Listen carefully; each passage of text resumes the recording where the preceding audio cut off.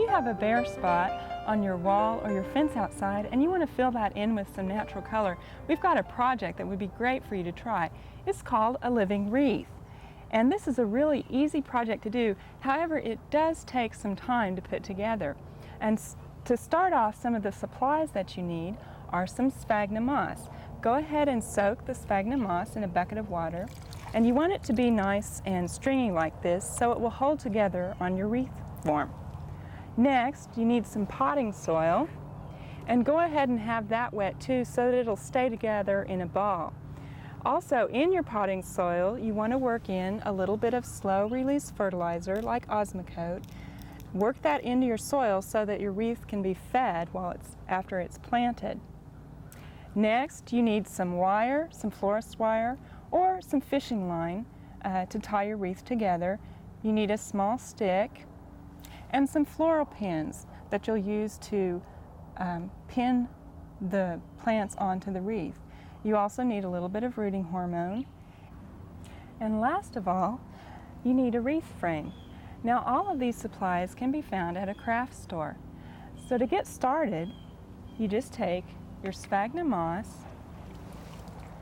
wring it out just a little bit, and place it on your wreath frame out over the edges, about an inch on each side.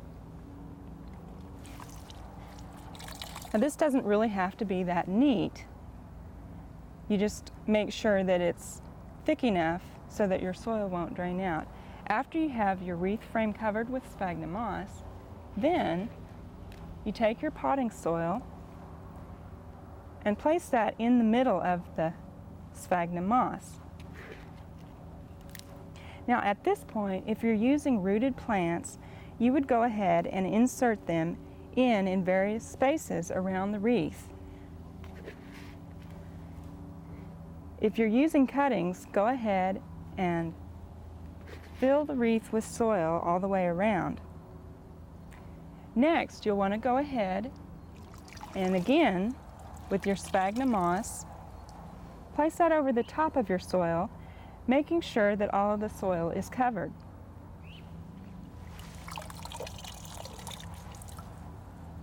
Now, after you've done this, you'll want to go ahead and take your other wreath frame and place that over the top, and you pretty much have a sphagnum sandwich here. Then you take your floral wire or your fishing line and you go ahead and you wrap that around the wreath, much like you would if you were just making a regular Christmas wreath. Now, you've got two choices in filling your wreath with plants. You can either go with cuttings off of plants, or you can use already rooted small plants like in 2 or 3 inch pots. First of all, I want to show you a wreath that we did using cuttings. And these are all cuttings that we found at the teaching greenhouse. And they're plants that are kind of succulent, and they have a trailing pattern. First of all, this one, which has the heart-shaped leaves, is called String of Hearts. We also have one here that looks a lot like bananas, and that happens to be called String of Bananas. And the other plant that we chose for this wreath is a string of pearls with a small pearl-looking leaves on it. And this actually makes a nice looking wreath because it has different colors and also different textures on it. Now, the plants that we used were just in hanging baskets at the teaching greenhouse, and this is very easy to do. All you do is take a cutting off of this, and then you take that cutting, strip off a few of the lower leaves, and dip that in a little bit of rooting hormone, and then take your small stick and make a hole in your wreath down to where the soil is. Next, you just want to take that cutting and insert it into the hole and kind of firm up the soil around that.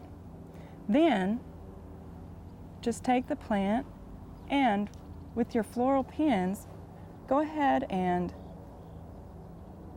pin the vine into the wreath. And you just do that all the way around. Now you want to water this really well, and you can either place it under a mist bench or just cover it with some saran wrap to retain the water until it roots. And it should take all of these cuttings about 2 weeks to root, and then they'll start to grow and fill in. And as the plant grows, go ahead and continue to pin in the vines with your floral pins as it grows, and it should be filled in about a month where you won't be able to see any of the frame. Now, our next method is to use already rooted plants, and the plants that I used in this wreath are all shade-loving plants. I have vinca here, and I also have some mazis, and these have a vining, kind of a trailing pattern, and if you're making a living wreath, it's a good idea to use a plant with a vining pattern. Now, after you have the plants in and the wreath is all tied together, you take the runners off the plants, and much like you did with the cuttings, go ahead and pin the plants down into the wreath.